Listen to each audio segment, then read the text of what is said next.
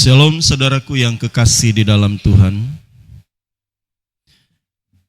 Dalam 2 Yohanes pasal yang, maksud saya 3 Yohanes pasal yang pertama, dari ayat yang kedua, saya baca buat kita semua.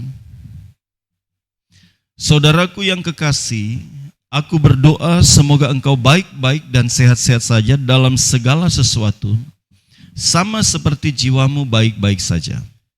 Sebab aku sangat bersuka cita ketika beberapa saudara-saudara datang dan memberi kesaksian tentang hidupmu dalam kebenaran. Sebab memang engkau hidup dalam kebenaran. Ayat 4. Bagiku tidak ada sukacita yang lebih besar daripada mendengar bahwa anak-anakku hidup dalam kebenaran.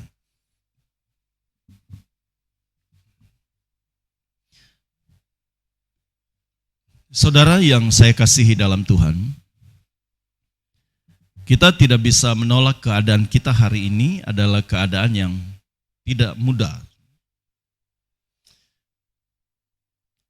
Jangan kita bicara tentang makan minum, saudara. Tentang kebutuhan-kebutuhan yang memang menjadi kebutuhan mendasar. Makan minum kita, pakaian kita, rumah kita. Hal-hal yang lain menyangkut kesehatan. Ini begitu banyak yang kita lihat, saudara. Sakit penyakit yang sementara banyak melanda anak manusia akhir-akhir ini begitu beragam. Dan kita tahu bahwa sakit yang seperti yang sekarang ini sepertinya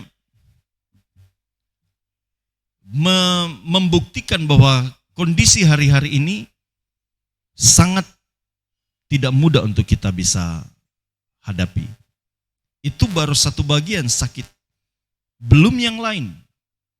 Pekerjaan yang sulit. Kemudian kita melihat bahwa keadaan manusia di masa sekarang itu begitu sibuk dengan keuntungan masing-masing.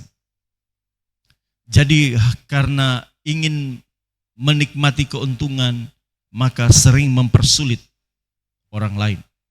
Kita lihat saja ketika kita ada kepentingan untuk mengurus surat menyurat dan lain sebagainya, maka kita melihat ada kerumitan-kerumitan tersendiri. Yang itu diakibatkan karena kepentingan-kepentingan. Tentu saya tidak menuduh dan saya tidak menghakimi. Tetapi ini realita yang terjadi di sekitar kita. Ada banyak orang di sekitar kita demi keuntungan sesaat maka harus mempersulit atau menindas orang-orang lemah.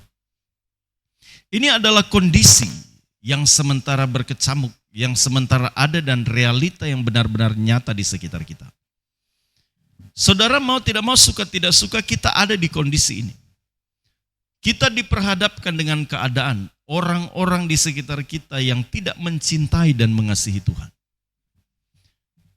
Kondisi yang tidak mencintai dan mengasihi Tuhan menghasilkan keadaan atau kehidupan seseorang yang notabene hanya untuk kepentingan diri sendiri, kesenangan untuk kepentingan diri sendiri.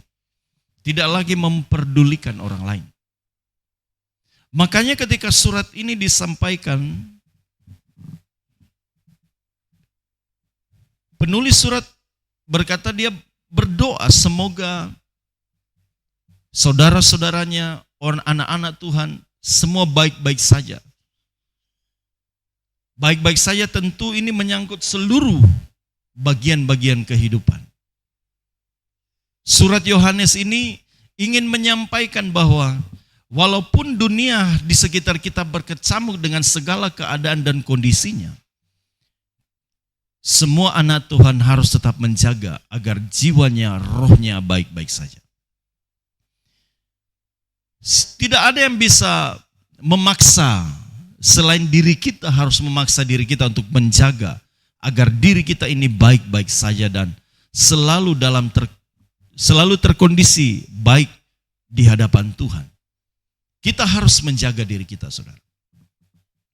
Dan kunci yang paling tepat dalam kita menjaga agar kita baik-baik saja, jiwa kita baik dan sehat, maka kita harus tetap tinggal di dalam kebenaran. Ini yang disampaikan.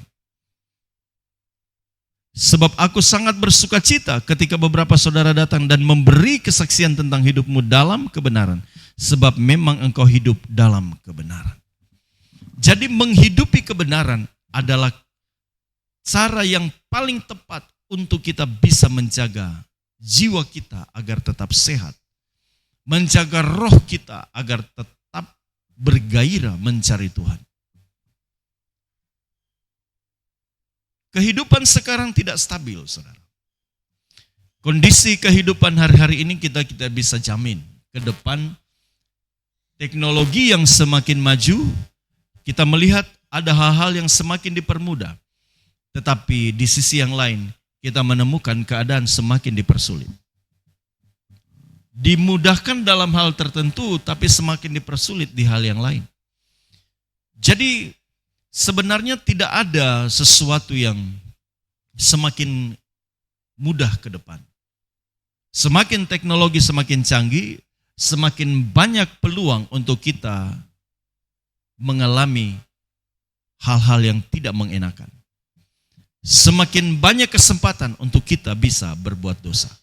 Semakin banyak kesempatan untuk kita bisa jatuh untuk berbuat dosa dan meninggalkan Tuhan.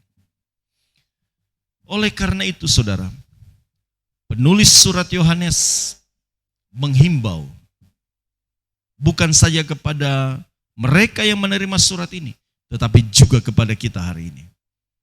Jagalah kesehatan jiwa kita. Walaupun keadaan sepertinya membuat kita semakin terpuruk, membuat kita bisa saja putus asa dan kecewa, kita harus menjaga jiwa kita agar tetap berkenan di hadapan Allah. Kita tetap sehat, kita tetap kuat menjalani kehidupan. Kita harus hidup dalam kebenaran. Hidupi kebenaran, saudara. Kebenaran harus kita hidupi setiap saat. Kebenaran itu bicara tentang kehadiran Allah. Kehadiran Allah yang harus kita resapi setiap waktu. Itu akan menyehatkan jiwa kita. Kita akan semakin kuat berjalan, berdiri tetap di dalam setiap pergumulan yang kita alami.